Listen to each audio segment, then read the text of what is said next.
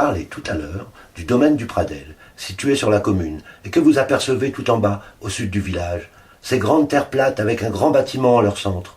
C'est le domaine du Pradel ou d'Olivier de Serres, le père de l'agriculture française, celui qui transforma l'agriculture en science, l'agronomie.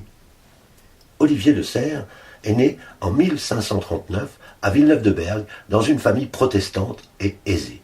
Ses parents font le commerce de draps. Le frère d'Olivier, Jean de Serres, fut pasteur, puis historiographe du roi Henri IV. Olivier perd son père à l'âge de 7 ans, mais son niveau social lui permet d'entreprendre de bonnes études. Il apprend le latin, le grec, bénéficie de précepteurs et voyage en France, en Allemagne et en Suisse.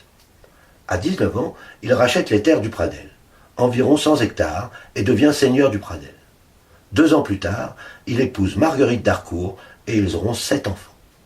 En raison des troubles qui parcourent les campagnes à cette époque, il ne s'installera au domaine avec sa famille qu'au mois d'août 1578.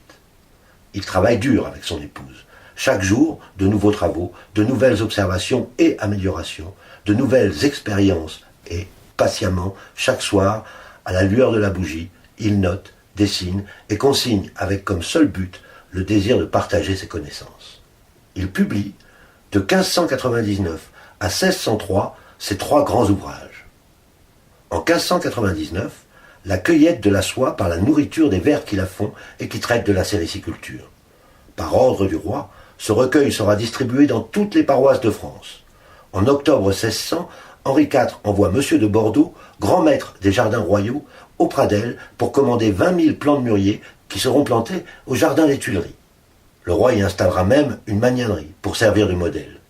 800 000 mûriers seront ensuite plantés en Ardèche, marquant le début de l'aventure de l'industrie du textile et de la soie. Mais les 2 hommes travaillent pour le futur et ne verront pas naître ces industries. Un dicton existe en Ardèche qui dit « Mûrier de ton grand-père, châtaignier de ton père et vigne de toi ». En 1603, il publie La seconde richesse du mûrier blanc, où il indique qu'avec l'écorce du mûrier blanc, on peut produire des cordages aussi solides qu'avec le chanvre. Mais cette publication passe plutôt inaperçue.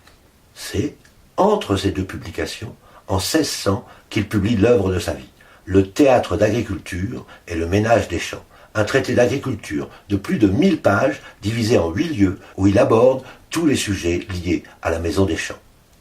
Le devoir du ménager, le labourage des terres, la culture de la vigne, le bétail à 4 pieds, la conduite du poulailler, le jardinage, l'eau et le bois et l'usage des aliments.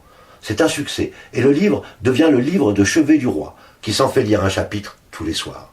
Notons que le vieux mot « ménage » est employé dans le sens d'économie. Il a donné en français moderne le mot « ménagère » qui désigne la personne, généralement une femme, qui a la charge de l'économie domestique, et en anglais le mot « manager » qui désigne la personne, généralement un homme, placé à la tête d'une entreprise.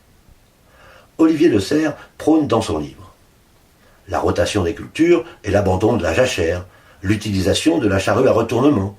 Il est le premier à planter des tomates, des pommes de terre, du safran. Il dessine les jardins à la française avec les agencements de buis, parle du jardin médicinal, du jardin bouquetier, de l'irrigation, de la conservation des aliments, de la vigne, du vin, du compostage des matières organiques, de l'organisation de la famille et du travail. Les inventions prônées par Olivier de Serres sont celles qu'appliquera la révolution agricole du XIXe siècle.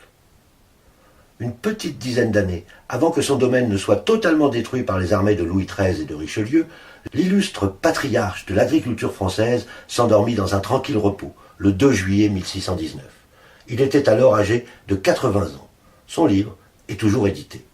Aujourd'hui, le domaine du Pradel accueille une antenne du lycée agricole de Benat, un centre de formation pour adultes CFPPA avec des formations diplômantes en agriculture, une ferme expérimentale caprine et le Sermosem, qui est une antenne de l'université Grenoble-Alpes, rattachée à l'Institut d'urbanisme et de géographie.